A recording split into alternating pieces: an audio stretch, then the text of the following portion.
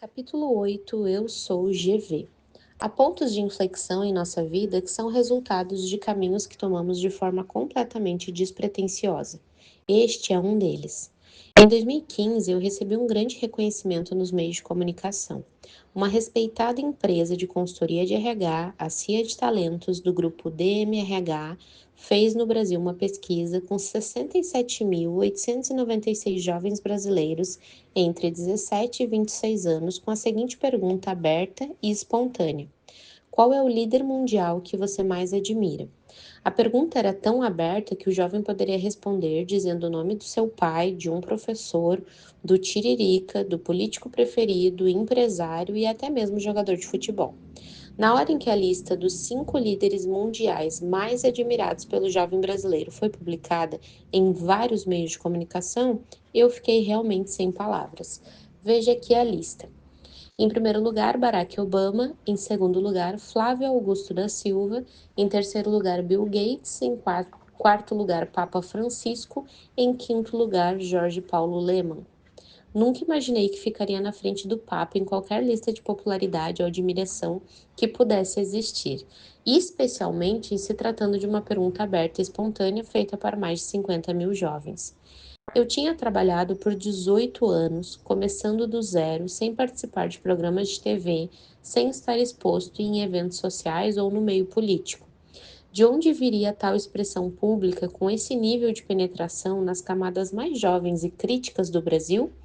Bem, para explicar melhor esse fato curioso, eu teria que voltar uns 6 anos antes dessa pesquisa. Você se lembra que em 2009 eu me mudei para os Estados Unidos no intuito de fazer vingar minha gestão à distância? Pois é, todas as 7 vezes em que nos mudamos de país, além do Brasil, nós moramos na Venezuela, Austrália, Estados Unidos, Espanha, Inglaterra e Portugal. Tínhamos a oportunidade de remontar a nossa vida, desde escola para as crianças, adaptação cultural, idiomas, moradia, etc. Em 2009 não foi diferente.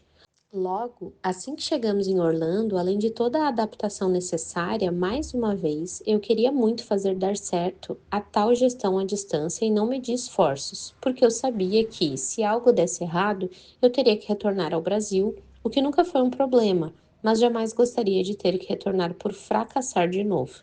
Então, o meu empenho para fazer tudo funcionar bem foi muito grande.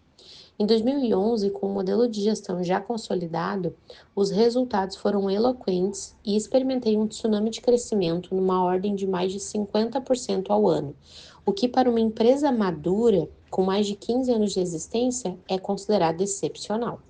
Com tudo funcionando muito bem, os resultados em alta, a equipe produzindo na minha ausência física e cada vez mais me sentindo com menos desafios e mais tempo, confesso que senti falta do contato direto com a ponta e todo o calor do campo de batalha. Eu sempre fui muito atuante, muito presente e com expedientes que nunca eram inferiores a 12 horas diárias. De repente, com algumas reuniões em videoconferência, tudo caminhava muito bem. Um cenário perfeito para me acomodar, mas não deu. Meu apetite sempre foi muito grande e daquela vez decidi aplicar minha força de produção, foco e atenção num projeto que estava fora da bolha da nossa rede de escolas. Eu decidi ampliar as fronteiras e impactar pessoas de todo o Brasil com a força gerada por meus conteúdos, antes presentes somente dentro dos portões da WhatsApp. O local escolhido foi o YouTube, o Twitter, o Facebook e, por fim, o Instagram. Minha meta era fazer as pessoas pensarem e refletirem sempre sobre o modelo padronizado apresentado pela sociedade. Eu queria que as pessoas enxergassem que a vida era muito mais do que a CLT e que existiam várias outras formas de vida, entre todas elas, empreender. Para isso, passei a produzir conteúdos diários compartilhando minha experiência na gestão de pessoas e em negócios, a fim de mostrar aos brasileiros que empreender podia ser uma excelente alternativa. Com uma linguagem forte e desafiadora, eu poderia mostrar às pessoas que a linha de montagem do sistema de ensino formal dava total prioridade à formação dos empregados das empresas públicas e privadas. Por outro lado, no Geração de Valor, o empreendedorismo era o centro do discurso. Minha experiência adquirida nas quase 2 décadas empreendendo e principalmente meus resultados alcançados nesse período seriam os pilares de minha autoridade para abordar os temas com ousadia e propriedade. A propósito, a percepção do público sobre essa rara legitimidade foi a principal razão do explosivo crescimento da audiência do Geração de Valor. O nome do projeto escolhido foi Geração de Valor, uma expressão de duplo sentido. Um dos sentidos está relacionado às novas gerações, que tinham valores raros e nobres. O segundo sentido, referindo-me à expressão técnica do mercado financeiro, geração de valor, ou seja, criação de riquezas. A página no Facebook explodiu e logo se tornou meu principal canal de comunicação, especialmente por meio da produção de artigos que eram postados quase que diariamente. O Twitter serviu como um espaço de replicação automática de conteúdos, enquanto o YouTube, o primeiro de todos os canais utilizados, ficou de lado por exigir mais trabalho na produção.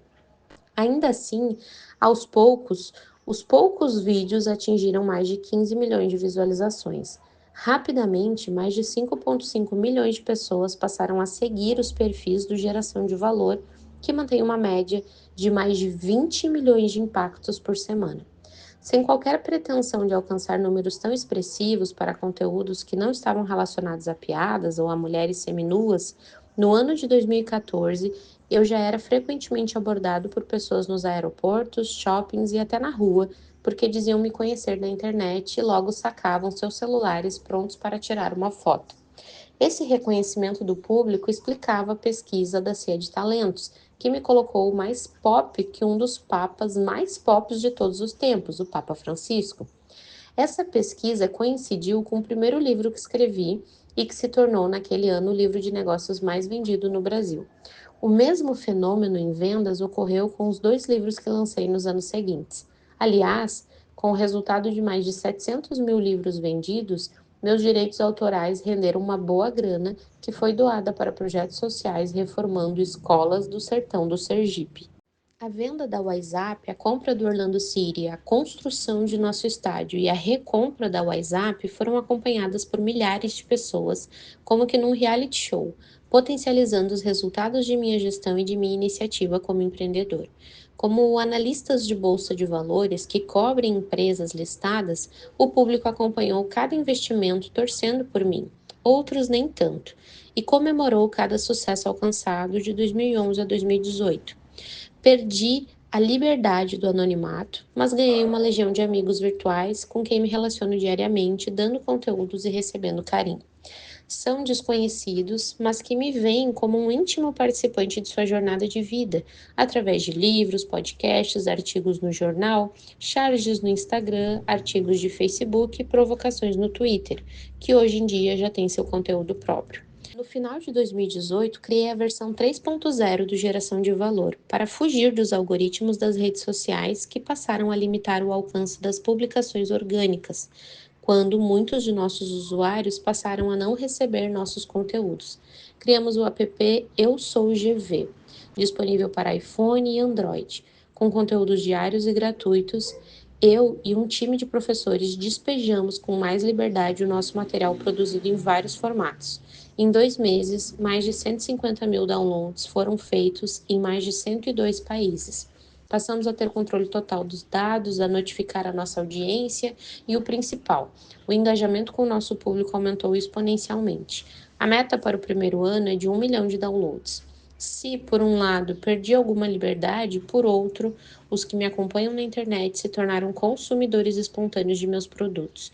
São muitos dos assinantes do meusucesso.com, alunos da WhatsApp ou da Number One, alunos da Powerhouse, dezenas deles se tornaram franqueados da WhatsApp. Até mesmo investidores do estádio do Orlando City tiveram origem nesse movimento. Em nenhum momento imaginei ou premeditei que eu receberia tanto em troca, sem contar o prazer que sinto em me relacionar com gente de todo tipo.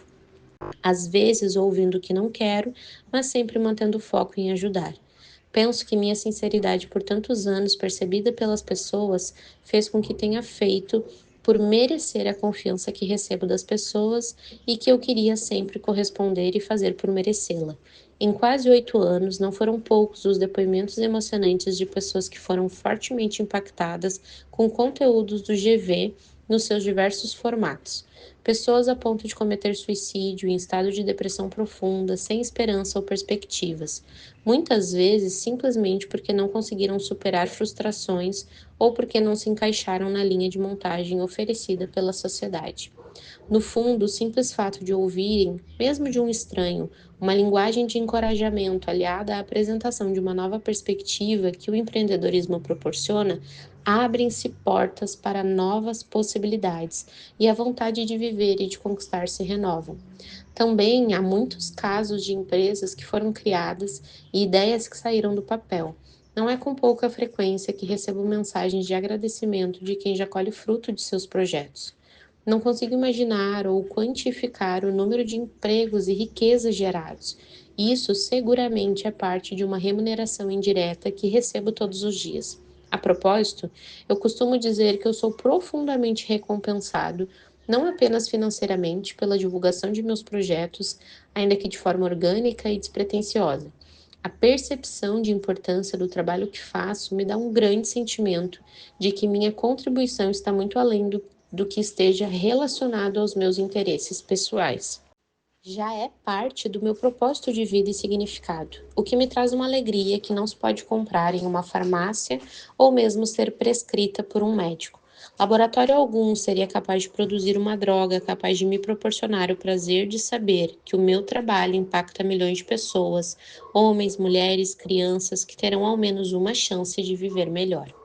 Ponto de inflexão para a nossa reflexão. Mesmo eu, que vivi e ainda vivo toda essa transformação promovida por esse furacão chamado geração de valor, ainda fico surpresa enquanto escrevo sobre esse tema neste momento.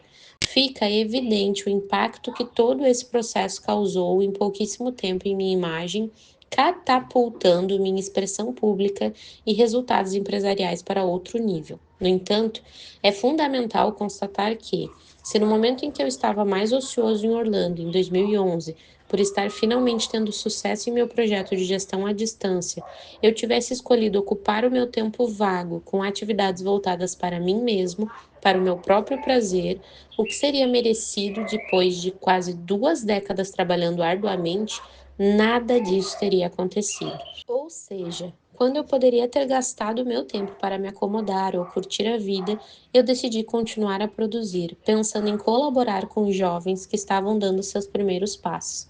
Resolvi retribuir, trabalhar voluntariamente, sem ganhar nada, ou melhor, pagando para trabalhar.